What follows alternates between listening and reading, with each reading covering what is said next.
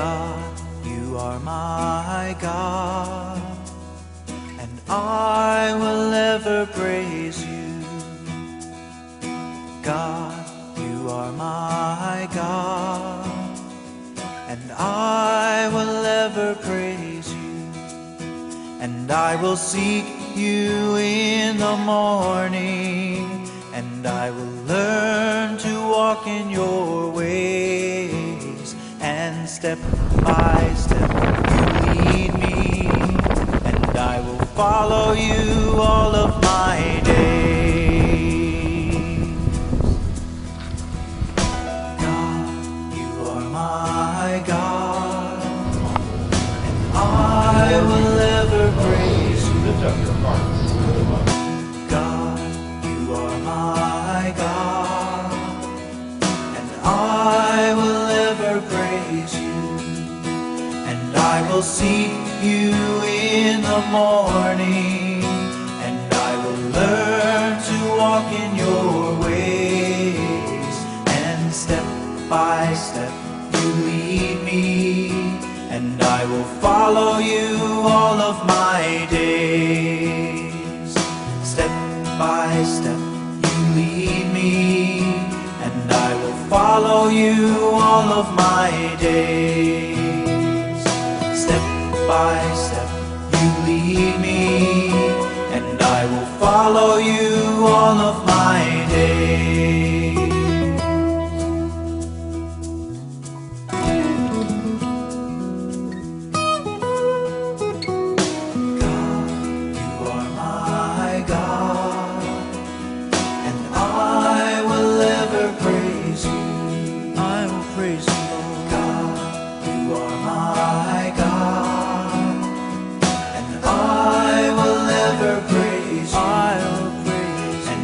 Seek you in the morning, and I will learn to walk in your ways. Step by step you lead me, and I will follow you all of my days. I will follow you. Step by step you lead me, and I will follow you all of my days. I will search for you. Step by step you lead me, and I will follow you all of my days.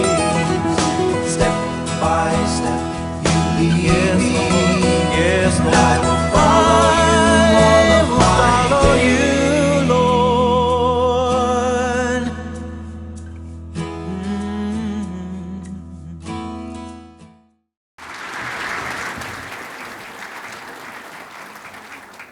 Good morning. What a great joy for me to be here, and thanks for that introduction. And really the introduction of that video I shot back in 2005. I actually shot that video for Bishop Laverde. I thought a picture speaks 1,000 words, and pictures with music will speak 10,000 words, so you can know what I've been doing outside the diocese. 31 years a priest of the Diocese of Arlington. 31 years as a priest of the Diocese of Arlington, 35 years as a Navy chaplain, and 2 years now as the 12th chaplain of the Coast Guard.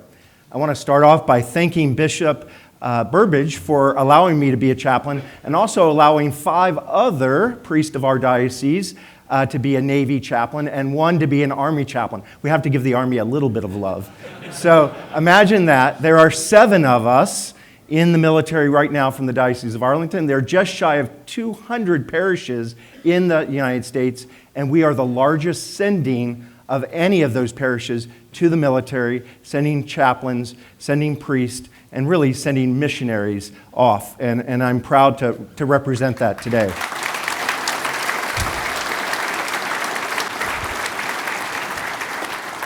People often ask me, how long have you served in the military? And they look at my face and they say, this has got to be a long time. When are you retiring? And I always give my age when I'm asked that question. I say 58 years. That's how old I am. Just celebrated a birthday a couple weeks ago. And I say that because I grew up in a Navy family. I was born in Portsmouth Naval Hospital. You can't get any more Navy than that. And my dad wasn't even there. He was on a ship, a destroyer, deployed at the time. So I literally grew up in the Navy. I went to 3 different high schools in 2 different countries. We moved every 2, 3, or 4 years. I've never lived in my 58 years anywhere longer than 4 years, always on the move. When I arrived at this current location and position as chaplain of the Coast Guard from Yokosuka, Japan, if I count all my family's moves and my moves, what we call PCSs, permanent change of stations, I've had 23 moves in my life. Kind of on the go, a lot. But that's been my role as a chaplain and truly growing up in the Navy. My dad commissioned my brother. My dad was a surface warfare officer, and he served for 30 years in the Navy, retiring after I went off to college seminary. My dad commissioned my brother, who served his whole career as a submarine officer, and my brother commissioned me. I call that military apostolic succession. So I come by it kind of naturally and pretty DNA-centered. As we speak, as I'm standing before you, there have been 75 continuous years of a mode serving in the Navy, and when I retire, that will end. I don't know when that is yet, so the clock continues. 75 years of service in the Navy. Wow.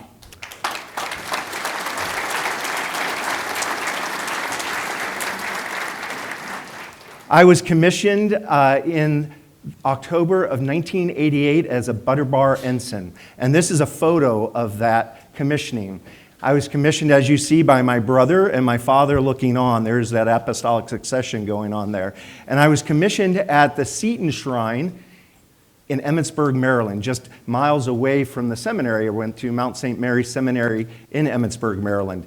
This is the shrine of our first American saint, St. Elizabeth Ann Seton. So why would I be commissioned there? Every year in October, this shrine celebrates a Mass of the Sea Services because Mother Seton's 2 sons were in the United States Navy. And as a lineage to that, as a tradition of that, they always have this beautiful Mass of the Sea Services. One of the archbishops of the military or the bishops of the military celebrate that Mass, and that's where I began my Navy career, literally in front of the tomb of St. Elizabeth Ann Seton. I can't think of a better way to begin that. As you've heard in my bio a little bit, I've served in all 3 military branches of the maritime services, the Navy, the Marine Corps, and the Coast Guard. Bottom line, if you go to my closet, there are 42 different uniforms in there. Central Casting can call me anytime, and I can play any part. I often say it's not the uniforms that mess me up. That's pretty easy, okay, Coast Guard uniform. It's the accessories to the uniforms. I need that belt, those shoes, this tie, this cover with that uniform. Every once in a while, I mess that up. So there's conundrums with that. I've served on 4 different ships, been assigned to 3 aircraft carriers, the Kennedy, way back when, the Truman, and the George Washington, and 1 flagship of the 7th Fleet, the USS Blue Ridge. I've served 30 months in war zones, and I've been stationed of my Navy career 9 years overseas. Bottom line, I'm a missionary. Our theme today is Renewed in Christ, reflecting His light to the world. My theme, based on that, is Radiating Christ. Be a man who reflects 3 things: sacrifice, humility, and peace. So why did I choose those 3 virtues, aspects of our spiritual life? Because they're the hardest to me. I reflected on what's hard for me in my life as a man, as a Christian, as a priest, and as a chaplain. Sacrifice, humility, and peace. They're words that don't often mix with either military life or being a man or the spiritual life. Sacrifice, that's hard. Humility, who wants it? Peace, where do I find it? So I'm hoping during my reflection, really talking to myself, that you may gain a little bit of thought and understanding as I've gained over the years. And really, as I've reflected on it, it's not so much what I've read or how I've prayed, but who I've met in my life, those I've connected with, either fellow men and Christians along my walk, or more importantly, sometimes those people, saints or servants of God, that are a part of our life. Let's see if this technology works. There it is. So you see this big poster here. This is a lithograph of that painting there of Father Capodanno. I had the privilege to meet that artist. I had the privilege to bless the original artwork of that, which is in the Marine Corps Museum down in Quantico, Virginia. There is Father Capodanno. Every chaplain starts their Navy career in Newport, Rhode Island. So in the summer of 1989, after finishing my first year at Mount St. Mary's Seminary, I went off there with many others to begin my Navy career. And there I first encountered who Father Capodanno is and was. The ship in the harbor at the time was the USS Capodanno, a fast frigate. The street that the Marine Corps drill instructor ran us on every day was the Father Capodanno Street. And in our chaplain school, the chapel at the time that we prayed in every day, I still had Mass in every day, was the Father Capodanno Chapel. There are pictures of him and awesome aspects of his heroic life right in front of us. It made me think about his life, my life, potentially as a Navy chaplain and certainly as a Catholic priest. I had the opportunity not only to get my Master's of Divinity degree at Mount St. Mary's, but also to work on my history degree, a Master's of History. But I needed a thesis topic. So I thought, you know what, I'll write on Father Capodanno. I got to know him a little bit. He's so famous, Medal of Honor, chapels named after him, statues in Staten Island, New York. I will write on Father Capodanno. I quickly found out, though, that very little had ever been written about this man, only a 3-page article in the Marine Corps Gazette. So I quickly decided I'm not going to write about Father Capodanno. I'll figure out another subject there. But you know how you get an itch and you start scratching and you keep on scratching? That's what happened. You know, at night I would think, why did Father Capodanno want to be a priest? Why did he want to be a chaplain? Why was he in Vietnam? How did he get there? And how did he die on that battlefield? What was going through his mind? Why did I want to be a priest? Why did I want to be a chaplain? So that scratch turned into a big itch, and for the next 2.5 years, I researched and wrote about Father Capodanno. It only had to be a 30-page master's thesis, pretty simple. 300 pages later, I finished. And I encountered the story of Father Capodanno, one that I'd like to share a little bit with you as we delve into this topic of sacrifice. And really the most known part of his life and what he has received the Medal of Honor for. And by the way, he's one of 5 Catholic priests to receive the Medal of Honor, 3 in Vietnam, 2 Navy chaplains, 1 in World War II, and 1 in Vietnam, obviously Father Capodanno. Let's talk about the last day of his life, his ultimate gift of sacrifice on the battlefield. September 4th, 1967. Imagine this, it's Labor Day here in the United States, and a whole other world away, there's a raging war in Vietnam. Father Capodanno already had been in Vietnam for 16 months. He knew what battle was all about. He had already received midway through his tour one of the highest combat awards, the Bronze Star. Didn't tell his family. He knew what battle and combat was all about. He was already on his 2nd extension in Vietnam and writing for his 3rd extension, which would be denied, by the way, after his death. The letter was in the mail. But he wanted to stay with his men where they needed him most. So here it was, September 4th. Elections were happening in Vietnam, and there was a lot of kinetic activity. The North Vietnamese were planning a major attack. We didn't know where.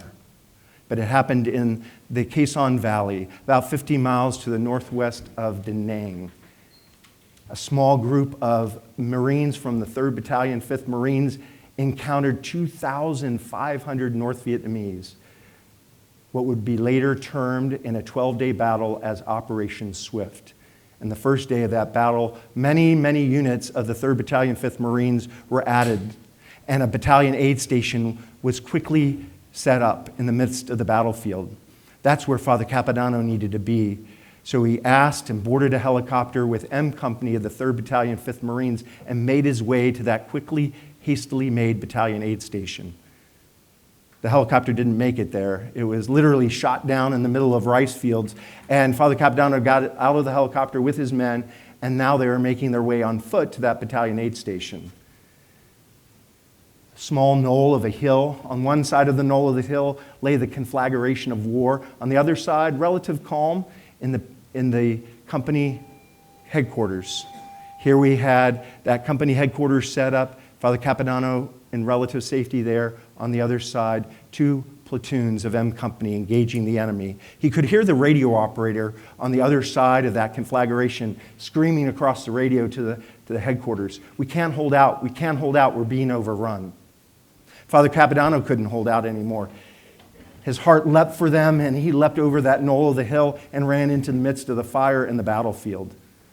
Grabbed that radio operator, Corporal Lovejoy was his name, and brought him back to relative safety. Time and time again throughout that late morning and early afternoon, he'd do the same thing with his men. One of those men was Sergeant Peters. He would also receive the Medal of Honor that day for his heroics. He was mortally wounded in his chest, but he didn't leave the battlefield and he didn't lie there. He instead propped himself exposed on a tree, pointing out where the snipers were on the ridge so that the Marines could get a better shot, while he exposed himself to more deadly mortal fire.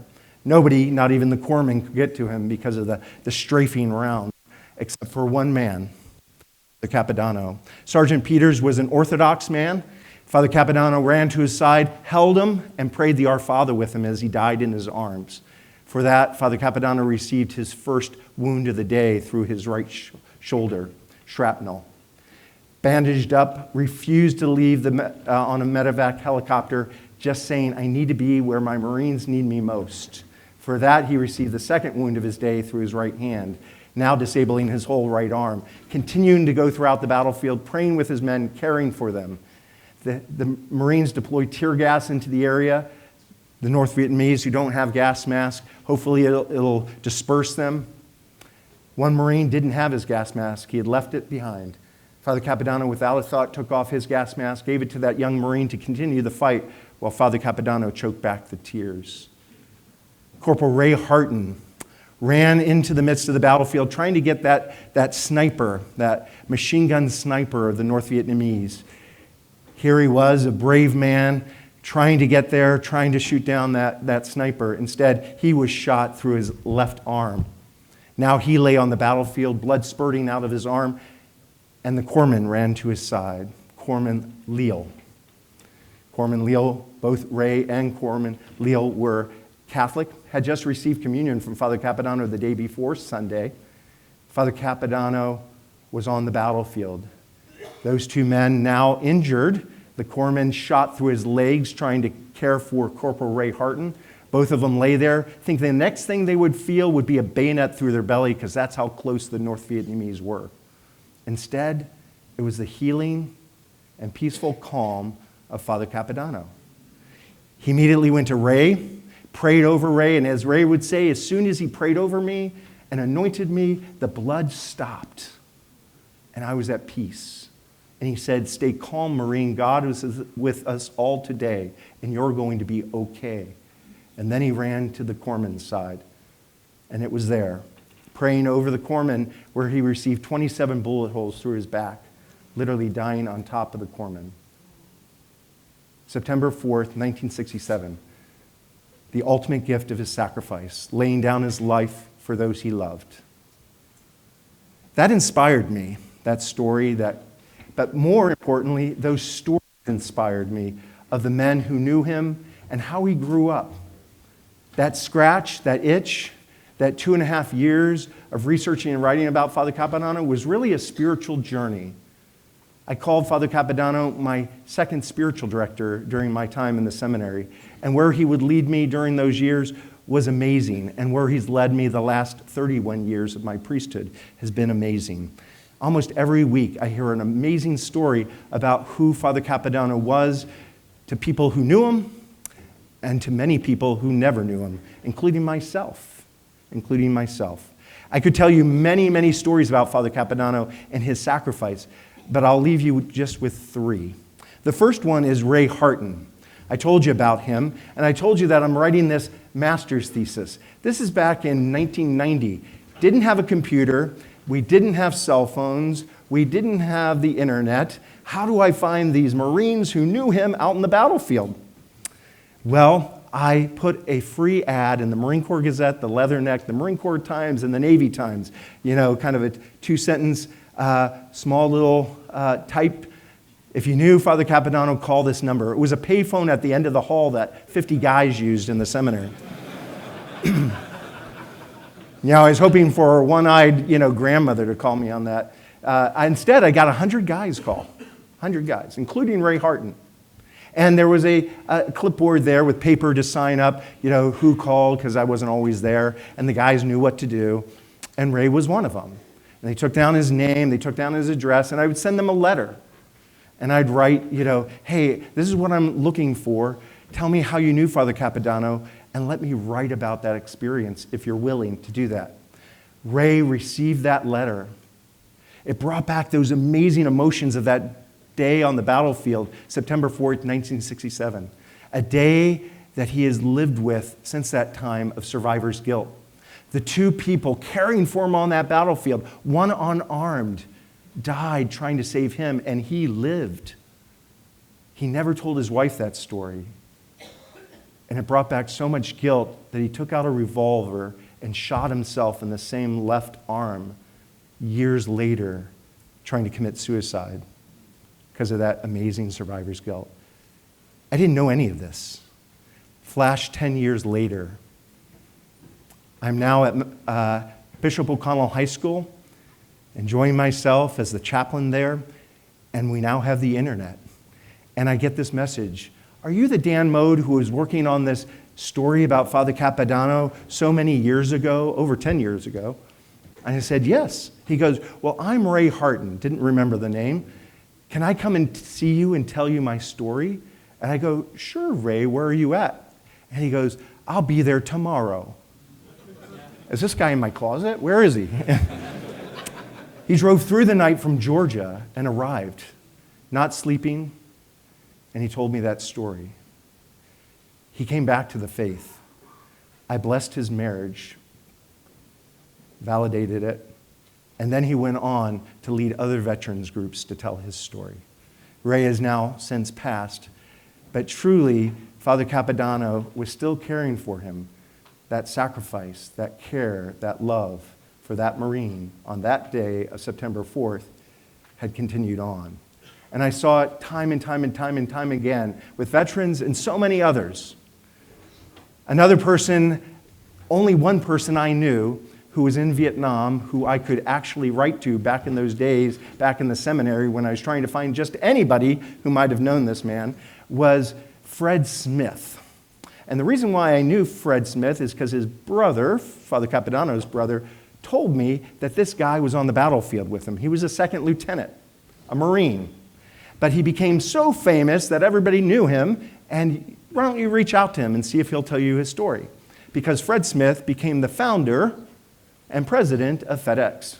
So I dutifully wrote him as a seminarian and said, Mr. Smith, could you tell me your story? Well, he didn't. And many veterans didn't. They were like Ray Harton. They couldn't tell their story. It's so sacred. And those who did, it was like giving me a precious gift. But he did send me a check. And with that, I bought my very first computer and started typing that master's thesis. Years later, I'm on EWTN with Mother Angelica, telling the first time publicly the story of Father Capodanno. Interestingly enough, Mother Angelica invited me on because she thought the cause had started and there was a book involved. I just had a dog-eared master's thesis and there was no cause. She was kind of disappointed, but it was actually an amazing hour that we spent on live TV. And from that began the book and many other things, including the cause. But Fred Smith's wife, who's Catholic, Fred is Episcopalian, was watching EWTN, nudged him in the shoulder and said, hey, Fred, you knew Father Capodanno. Why don't you call Father Mode? Because actually he wrote me like 12 years ago in the seminary. Well, you do that right now. So Fred did. Now I'm at Bishop O'Connell High School at the time, and just a little side note, I'm doing a pro-life memorial there, huge pro-life memorial, and the centerpiece of that memorial is a statue of the Holy Family, Mary, Jesus, and Joseph, and I'm having it hand-carved in Carrara, Italy. Beautiful statue. You can still see it today on the grounds of Bishop O'Connell High School. So there I am, creating this beautiful pro-life statue, getting the whole school involved in pro-life. We did that for the 5 years that I was there. But I was told by the shippers that week, we can't guarantee shipment by the end of the school year for you to celebrate the end of your pro-life year. Fred Smith calls. So I go to meet him in Washington, D.C., and I'm with him, and he's telling me his story for the first time. Tears in his eyes, very powerful story. How he lost to him in poker, how he, wasn't Catholic, but he'd sit outside the chapel and just hear him and just be amazed. And he told me this. He gave me the courage when everybody doubted I could start this business. I thought about Father Capodanno and his sacrifice that day. He gave me the courage to start FedEx. At the end of it, he said, Father, is there anything I can do for you? And I said, Fred, I've got a ton of a problem.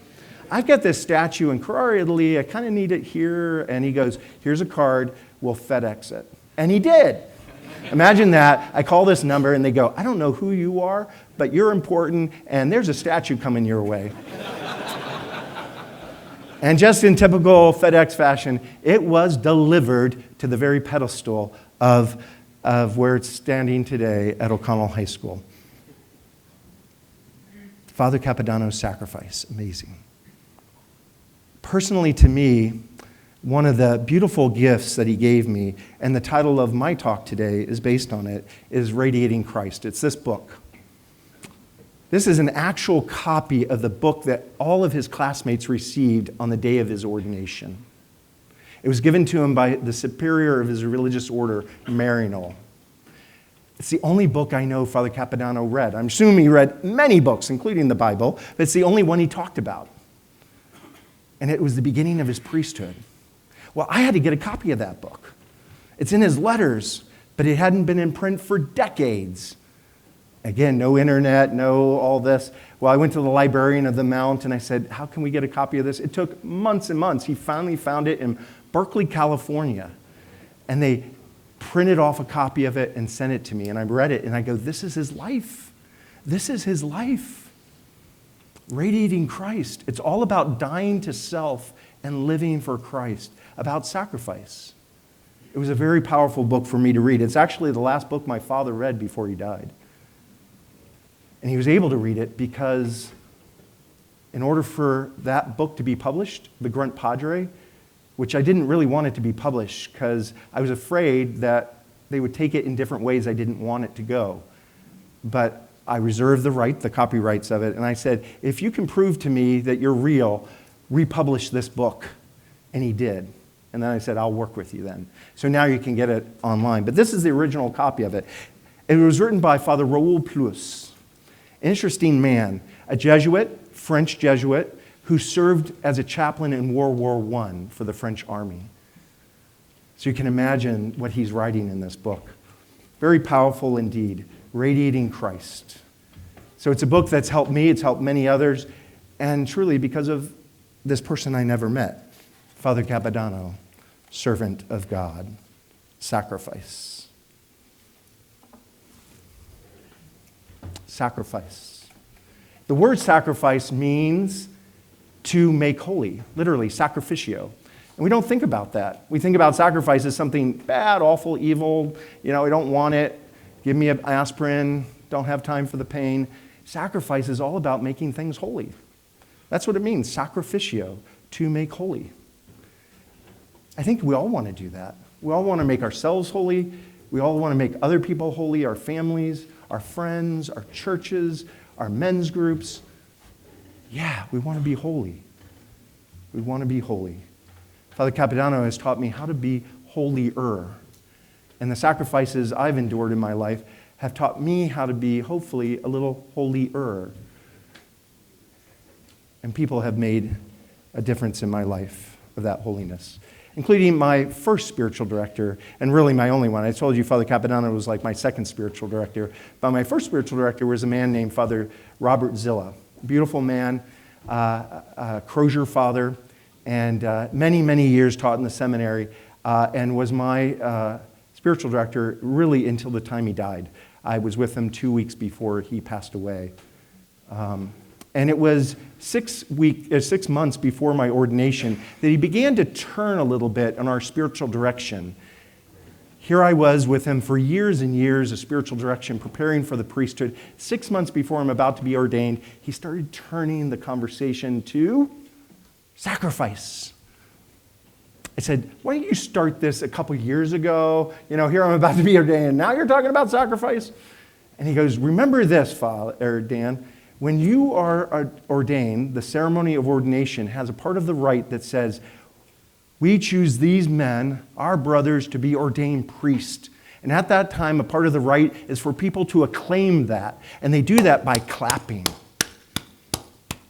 And he goes, I want you to remember this. On the day of your ordination, when everybody's clapping, they're happy. You're the one who's going to be sacrificing, and they're glad it's not them.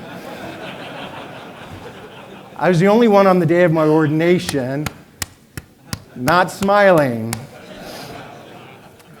But the reality is, they're all clapping for all of us. Because all of us, as Christians, as baptized Christians, are asked to sacrifice. The 28th of June, 2005.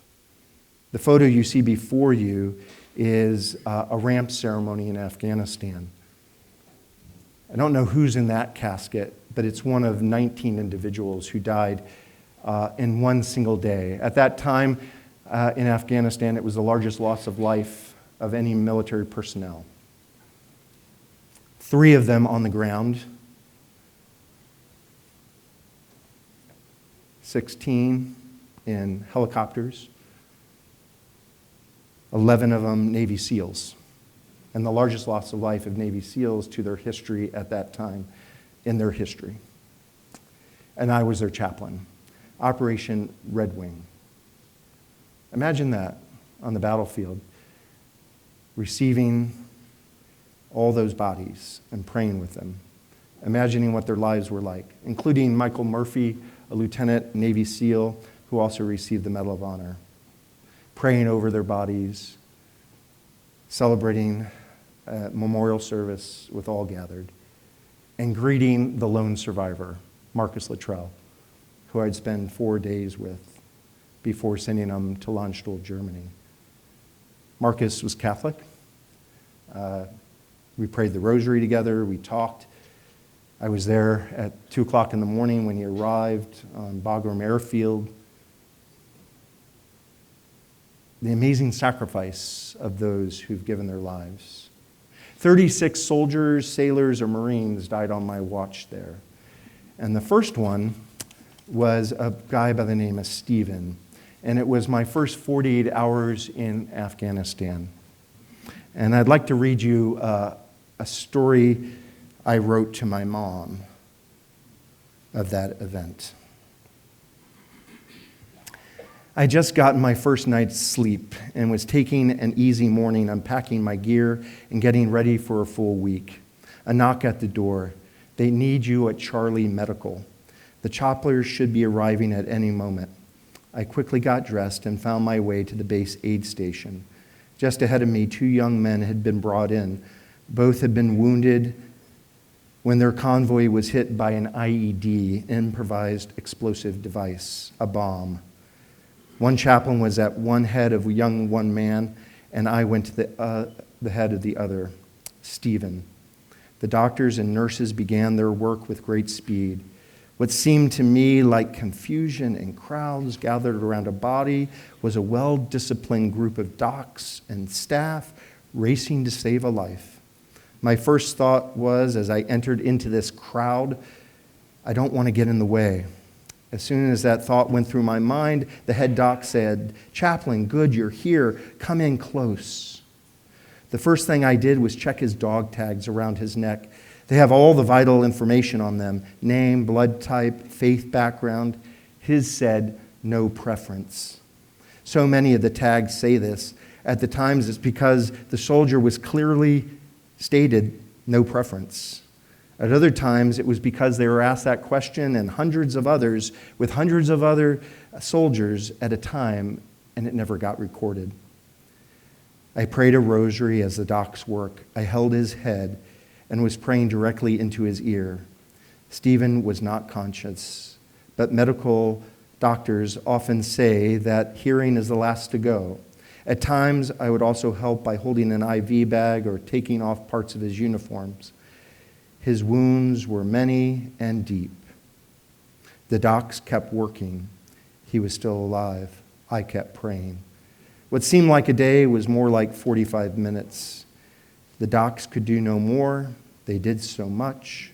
His blood loss was so great. A lot was on my boots and the floor. As I removed his dog tags, I discovered he had a medal of St. Christopher. That was a sign I was praying for. God, tell me how to care spiritually for this young man of no preference. In my heart, I heard, he is mine. See the St. Christopher medal. He has faith in me and my work. He too wants to be a saint. With that confidence that both God and this dying soldier were talking to me, I conditionally baptized him and anointed him with the oils of the sick.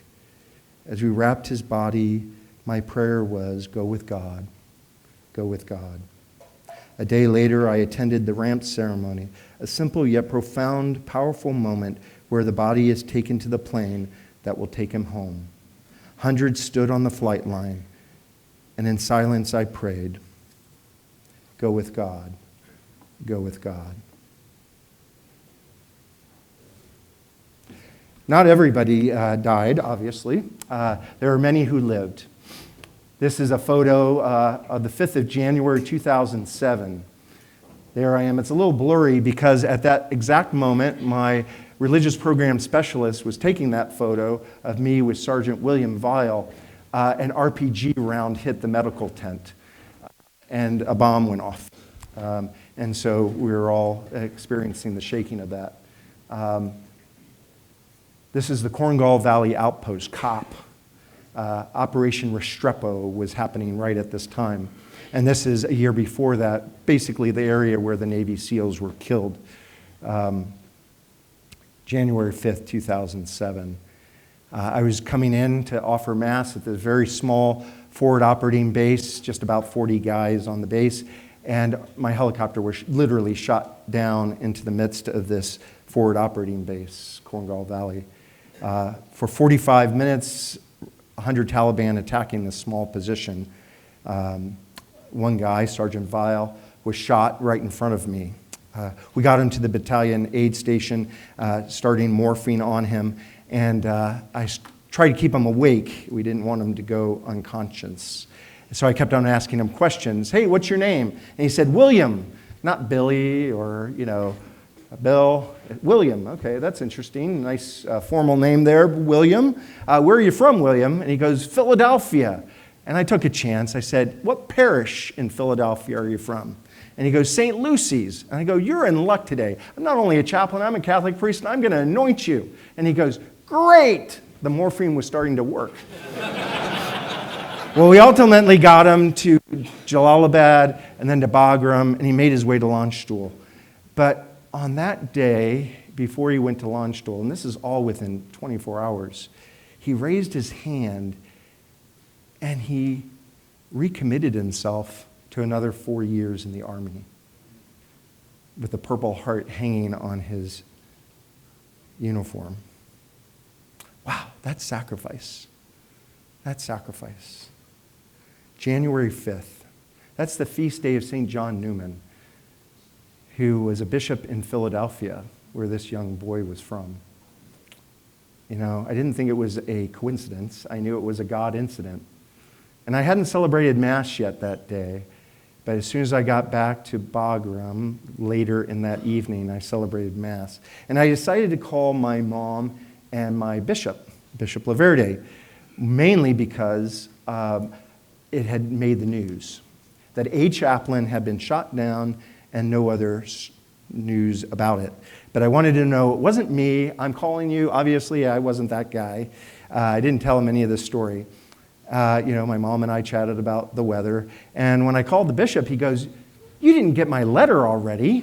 And I go, "No, Bishop. What letter is that? I just sent it yesterday. There's no way you could get that letter so soon." I go, "Well, what is that?" "Well, I might as well tell you. I was a reservist up until this time.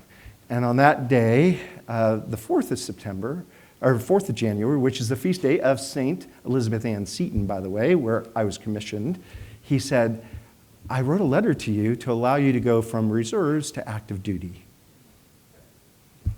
The very day I don't think I would want that was the day that I got the call to go forward. Sacrifice, to make things holy. Now, a lot of dramatic stories, obviously, I've just shared with you. But in the 20 years I've served in active duty, there haven't been that many dramatic stories. But everything's been dramatic. Everything has been a beautiful gift of trying to make things holy, a sacrifice. To live an authentic Christian life, to live an authentic vocation, and to be a man of faith is to live in the reality of sacrifice, to make things holy. So I ask myself, and I ask you, have we sacrificed? Humility. Let's move on to that topic. Humility. Celebrating Mass, and I've had the privilege to celebrate Mass every single day of my life. I've never missed celebrating Mass, ever. That's been a grace. And I'm not bragging about that. I'm not being prideful in that. It's been an absolute grace. But I tell you, some of the places I've offered Mass have been crazy. That video that you saw as we began this conversation together showed you a lot of different places. This is one of them there in Afghanistan. And every time I celebrate Mass, it reminds me of the gift and the virtue of humility. The Word became flesh and dwelt among us. Think about that. Our Lord came incarnate to us 2,000 years ago. He didn't have to. He could have saved us any way he wanted to. Yet, he came like us in all things but sin. And he comes to us every time we have the privilege to celebrate Mass and to be at Mass, to receive in body, blood, soul, and divinity. That's humility. To be in those tabernacles all throughout the world, that's humility. And to be able to be commanded by a priest as he celebrates Mass in some of the most awful places like war zones and dirty ships and noisy places. That's humility. That's humility. Think about the times you've been to Mass and the great gift of humility. The Word became flesh and dwelt among us. The best one-word definition of humility to me is this: the truth. The truth. It's how God's made us, with our gifts and talents, but also with our challenges and difficulties. That's humility, accepting that truth and embracing it with Christ to go forward. St. Augustine, when he was asked through the process of his conversion to become this great Christian and priest and bishop and saint, he said this: "If you ask me what the essential things in the religion and discipline of Jesus Christ is, I shall reply this: first, humility; second, humility; and third, you guessed it, humility." Humility. Here's another Mass I had the privilege to offer. Here's with the Coast Guard on a pier. When they said, we don't have room anywhere else and we don't have a chapel here, I'll just celebrate here, right in front of these ships. Interestingly enough, when I was raising the Eucharist there, one of the ships, you can see it pulled out, and anytime a ship pulls out, what do? They blast a horn. That was the bells that day. Humility. Many military leaders have asked me my advice about leadership, and I always say one thing: be humble. Be humble. The truth. Live in the truth. This is a human virtue of humility. It grounds us. It grounds us. One of the spiritual disciplines I do every day of my life, and this is before I go to bed, is pray a prayer called the Litany of Humility. And I'd like to tell you a little story about the Litany of Humility and who wrote it and how I used it once. So the Litany of Humility was written by a priest by the name of Father Mary DeVal. And he was a priest of the Diocese of London, England. But at the time, this is the turn of the 1900s, he was serving in the Vatican as one of the officials there. The Pope had died, a new Pope needed to be elected, and the conclave would happen. So he was excited that we'd get a new Pope, but he was also excited that meant his time in Rome and administration would end. He would be able to leave that and go back to London, which he was dying to do, and be a part of normal ministry once again. And he wrote this prayer many years before this called the Litany of Humility. Well, here he's in the conclave, and as the votes were being totaled, one of his jobs was to tell the leading candidates, the leading cardinals, that they might be picked. You know, the votes were going their way, so to speak. And one of them was Cardinal Giuseppe Sarto. And so he's trying to find Giuseppe Sarto to tell him, you know, the votes may be going your way, but he couldn't find him. Now, this is a conclave. They're all sealed in there. He's not in the refectory, the dining hall. He's not in the church. He's not in his room. Where is he? Finally, he found him in this little niche, dark little niche, with a statue of the Blessed Mother.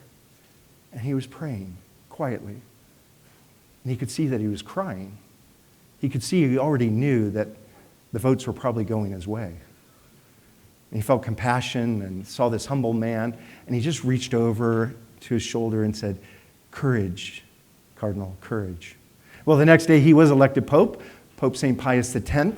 By the way, I can trace my priesthood to him. All priests can trace their priesthood to a pope and then to Jesus Christ, Peter to Jesus Christ.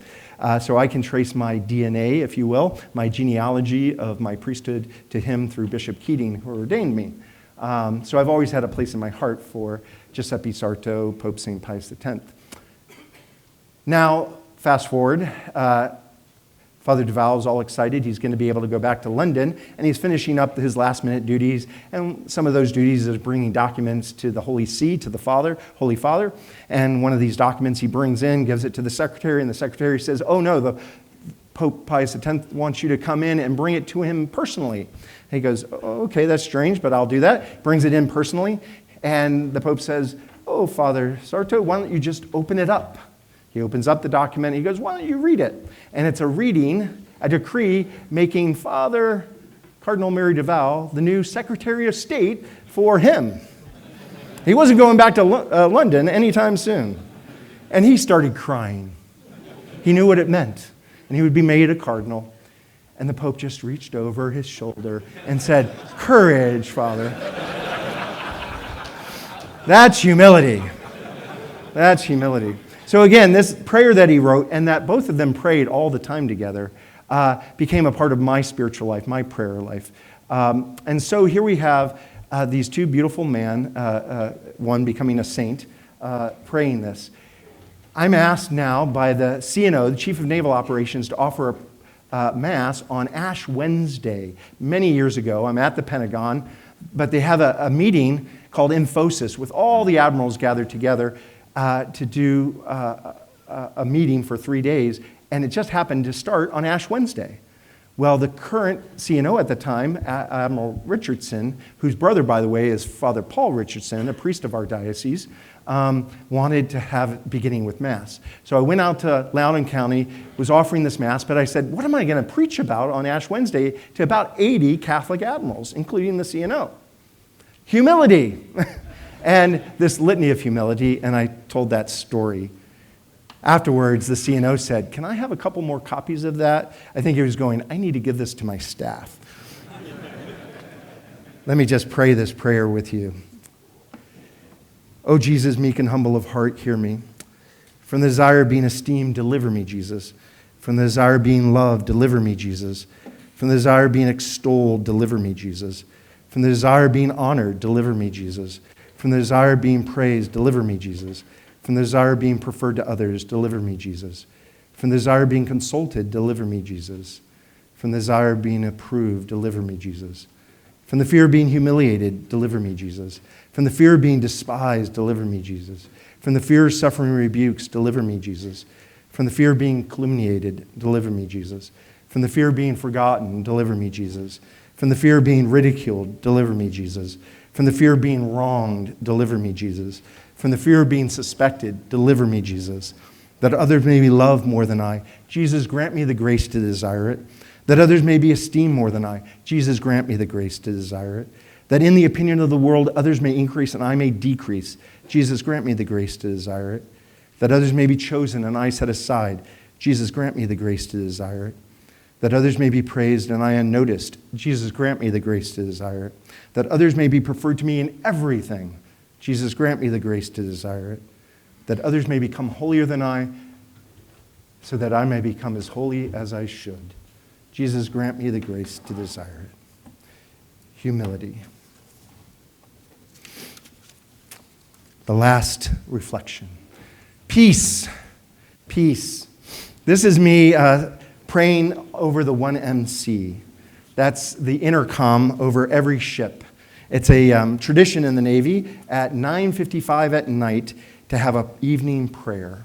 And any ship that I go to, and I've celebrated Mass and heard confessions on 49 different ships, named ships at sea. And I always say at the end of that prayer, peace, and I name the ship. But my tradition on the last prayer day of every time on a ship, I offer this prayer that I wrote many years ago when I was on the Kennedy back in the summer of '89. But this prayer I prayed on the 12th of April, 2021 on the USS Blue Ridge in the South China Sea. Imagine this, guys going to their rack after maybe a 12, 14-hour day, 5-month deployment. Oh, by the way, COVID, all that, yeah. No going into ports, long days, Chinese right on our heels, North Korea doing stupid stuff. Long days, being separated from family, being forward deployed in Japan, and you hear this prayer at 9:55, either while you're beginning your watch or finally getting some rack time. Eternal Father, Shalom, Mir, Paz, Pax. And no matter what language we say the word, it means the same thing around the world. And on the USS Blue Ridge, peace. In our lives and in the lives of those we love and care for, we long for the gift of peace. We know that true peace is not necessarily the absence of conflict or difficulty, but it is despite the things that can weigh us down, that we have an inner gift, an inner peace that allows us to be calm and filled with purpose and direction despite issues or hardships that may surround us. My prayer for each and every member of our Blue Ridge team is for peace this night and in the days and weeks to come. And as we soon end this patrol and embrace family and loved ones and friends in Yokosuka, Japan, may we also embrace them with our gift of inner peace. Now bless those who stand the watch and give rest to those who sleep. I ask this blessing and prayer in your holy name. Amen. Peace, Blue Ridge. What could be more peaceful than a baptism or any of the sacraments? Just think about the sacraments and their gift of peace to us. This is a baptism I just offered recently in Cleveland, Ohio, on a Coast Guard cutter. It's a tradition to baptize children in the ship's bell if you're a part of that company. But again, think about the sacraments and how much peace they bring us. Look at the Mass, how often we say during Mass, peace be with you, right? And towards the end of Mass, as we're about to receive communion, we hear this kind of litany of peace. After we say the Our Father, these are the words we hear. Deliver us, Lord, we pray, from every evil, and graciously grant us peace in our days. And then the sign of peace is given. Lord Jesus Christ, who said to your apostles, peace I leave you, my peace I give you. Look not on our sins, but on the faith of your church, and graciously grant her peace and unity in accordance with your will, who live and reign forever and ever. And then we say, the peace of the Lord be with you always, and with your spirit. And then the Lamb of God. 2 times we ask for God's mercy, but on the last time we ask for grant us peace. And then finally, the very last words at the end of Mass. The Mass is ended, go in peace. Go in peace. And the words of confession, may God grant you pardon and peace. Wow. The sacraments bring us peace. Here's me visiting a Navy ship, and this is in 2007, in March 2007. It's the USS Villa Gulf in the northern Arabian Gulf, right outside of Bahrain. And I would visit many ships, many places, and I'm always hoping that I bring a little bit of peace to those ships that I have the privilege to visit and be on. Here's another opportunity for me to visit. This is one of the helicopters I was on in the Coast Guard, but I've been on many helicopters. We call it the Holy Helo when I'm aboard. And remember, I said at the very beginning, to be a chaplain means to be a missionary, to be sent. And this is just one example of a 30-month period that I've talked about during this time together of me being in Afghanistan and the North Arabian Gulf. And that 30 months in a war zone, this is what I did to bring peace out there, being sent on these missions, riding boats, helicopters. I was on 277 missions to 51 different forward operating bases, on 21 different ships, 2 oil platforms, 10 different countries, including Kyrgyzstan, Iraq, Kuwait, Qatar, Bahrain, United Arab Emirates. During that time, I offered 958 masses to 20,588 persons moving in Afghanistan every 2.5 days. I used 8 different kinds of aircraft, 5 different kinds of vehicles, and 8 different kinds of ships. In one word, I moved. 22 confirmations, 14 converted to the faith, 4 baptisms, and 2 marriages. Peace. This is a photo, I think it's a photo of, yes, the Pentagon Chapel. This is exactly where American Airlines Flight 77 impacted the Pentagon, and it's now a chapel, a place I've celebrated Mass many times, and just last Friday was praying there, making a holy hour. 9/11, 2,977 people died, over 6,000 injured, and in the Pentagon, 184 died. John chapter 14 says, "Peace I leave with you, my peace I give you. Not as the world gives, do I give it to you. Do not let your hearts be troubled or afraid." Here in the very place of war, the very place of lack of peace, we now have the Mass celebrated. We now have peace. Just like that prayer that I offered on various ships. Peace, even in the midst of difficulties and conflicts. So we ask ourselves, how can we bring peace to our families, our neighbors, our workplaces, our parishes, to ourselves? Peace. I happen to have the privilege to be the 12th chaplain of the Coast Guard. It's a joy and an honor for me to be one of 5 chaplains of. There's a chaplain of the Army, the Marine Corps, the Navy, the Air Force. There's not one for the Space Force. That guy is also dual-hatted with the Air Force. And I get to be the chaplain of the Coast Guard. 159 chaplains from Guam to Kodiak, Alaska, to St. Louis, Missouri, and Key West, Florida. Lots of places I served. Last year, I did over 100,000 miles of travel, hopefully bringing a bit of peace, advising leaders, talking about sacrifice, humility, and that gift of peace. When I was given this opportunity, and I was still in Japan at the time as the chaplain of the 7th Fleet, I was told by the Chief of Chaplains of the Navy, you've got one first homework assignment, you've got to make a coin, and this is that coin. Here's that coin too. So it's the first time in 35 years as a chaplain I've had the privilege to have my own coin. And when you're in a position of leadership, you get to have a coin. But I got to design it. And I thought, what am I going to design on this coin?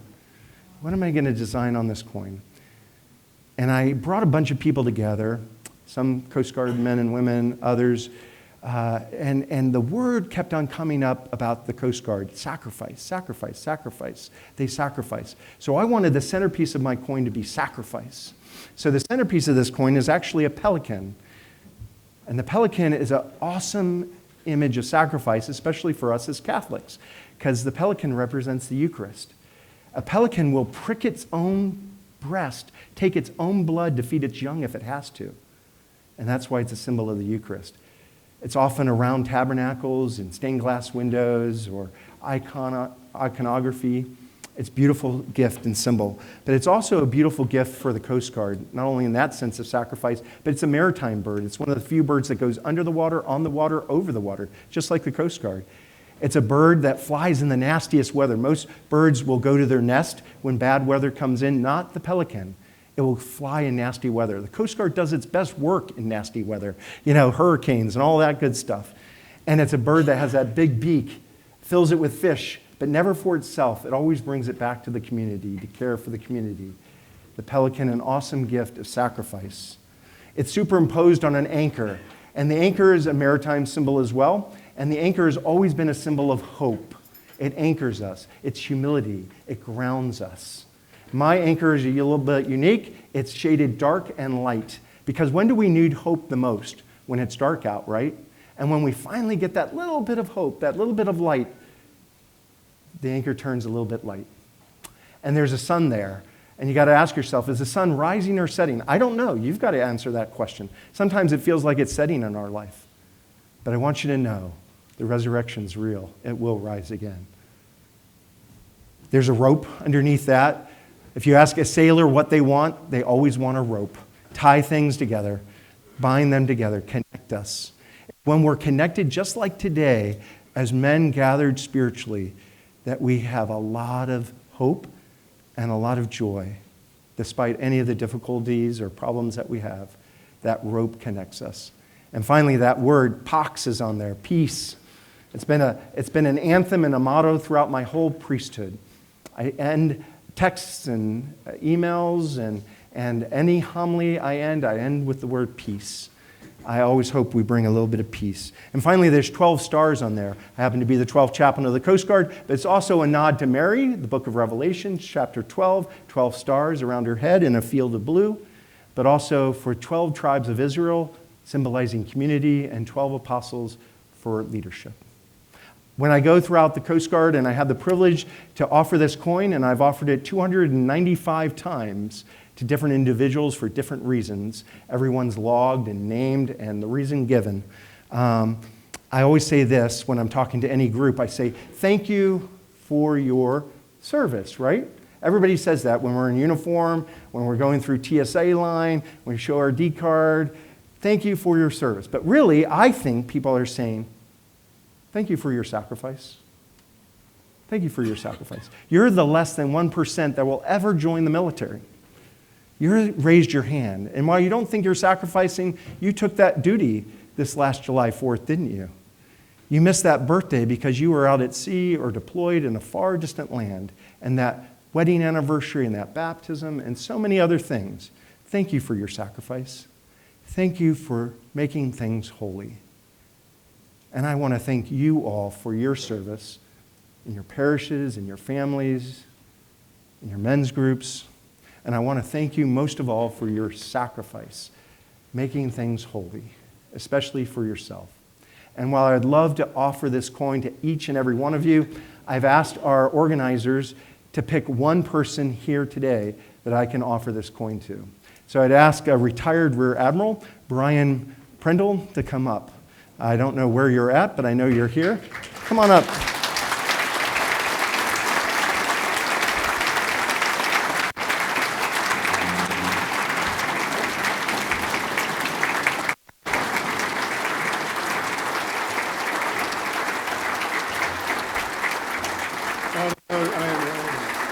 Thank you so much. You're welcome so much.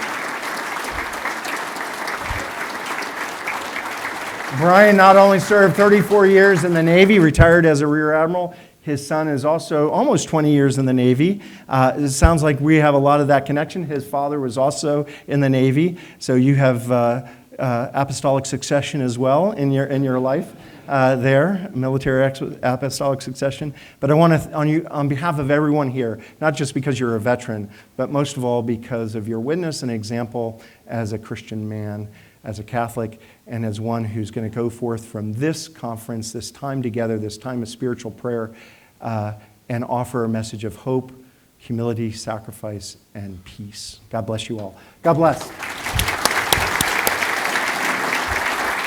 I'll always remember number 296.